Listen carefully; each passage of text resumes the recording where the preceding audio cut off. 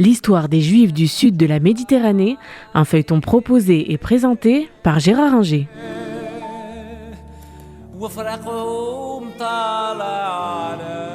Bonjour. Aujourd'hui, nous allons commencer à parler des Juifs du sud de la Méditerranée, l'Égypte, la Libye et les 3 pays d'Afrique du Nord. Alors, pour commencer à en parler, il est clair qu'il faut commencer par l'Égypte, puisque c'est là où les Juifs se sont peut-être installés avant de repartir à certains moments, ou du moins des Juifs. Tout ça est discutable, tout ça est compliqué. On va essayer d'y voir un peu plus clair. Vers le XXe siècle avant Jésus-Christ, des tribus sémites qu'on appelle, ou que les Égyptiens appellent les Hyksos, ont envahi l'Égypte et pris le pouvoir. Ce ne sont pas des Juifs à proprement parler, ce sont des Sémites. Ils ne croient pas en un Dieu unique, mais ils diffèrent nettement des Égyptiens qui, au bout de quelque temps, se révoltent et les chassent 2-3 siècles après, pour recréer un empire typiquement et purement égyptien. C'est important parce que ça pourrait correspondre dans la Bible aux épisodes des enfants de Jacob allant en Égypte rejoindre Joseph, l'autre fils de Jacob. Est-ce que c'est vrai, est-ce que c'est pas vrai ? Là, on peut dire qu'il est probable que c'est un épisode mythifié qui recouvre une part de réalité. Des Sémites vont en Égypte. Bon, mais ils en sont chassés.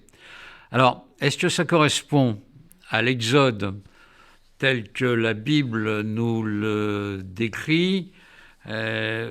Probablement pas. L'Exode qu'on place au XIIe siècle avant Jésus-Christ, à l'époque de Ramsès II, ne colle pas avec les réalités qu'on peut voir sur le terrain. On dit XIIe siècle, mais le texte parle par exemple de forteresses à la frontière ou à la limite entre le pays de Canaan et le Sinaï, qui n'ont été construites, l'archéologie le prouve, qu'au Xe siècle par exemple.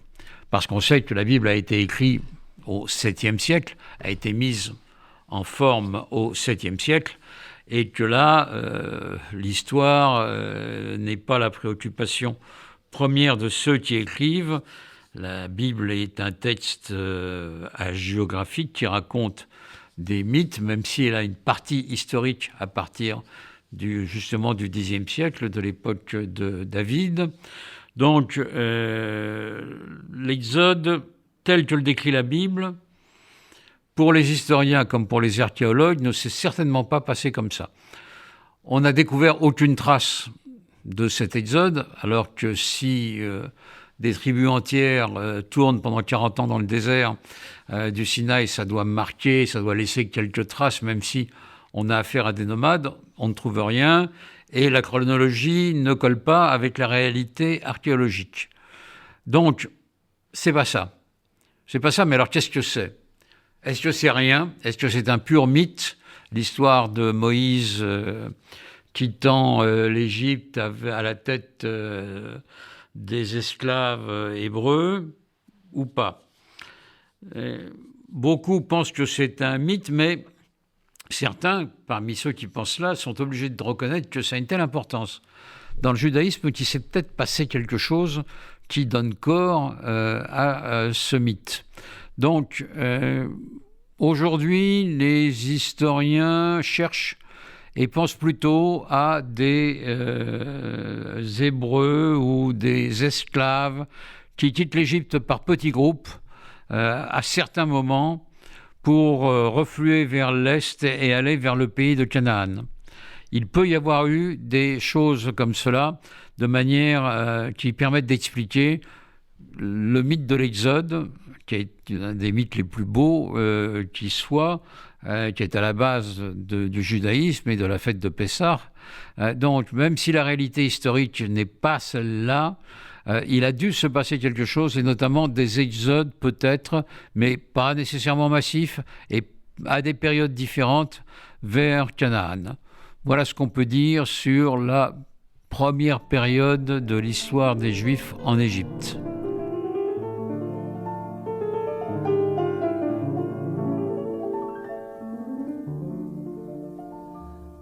C'était l'histoire des Juifs du sud de la Méditerranée, un feuilleton proposé et présenté par Gérard Inger. وفرقهم طال على